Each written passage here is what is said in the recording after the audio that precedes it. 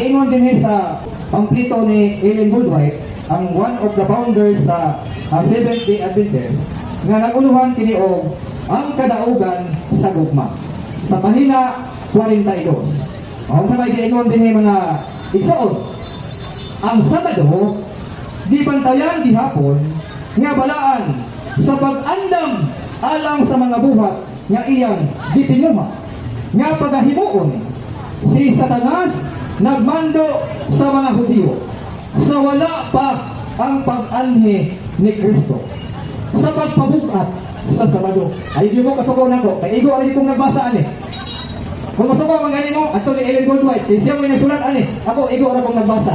Dahil sa ay nagmando sa mga Hudyo sa wala pa ang pag-anhi ni Kristo aron sa pagpahimukat sa Sabado, si Satanas. Libro ni Ellen Goodwhite o pamplito ni Ellen Goodwhite nga naguluhan og ang kadaugan sa gugma. Page 42, mga igsoon.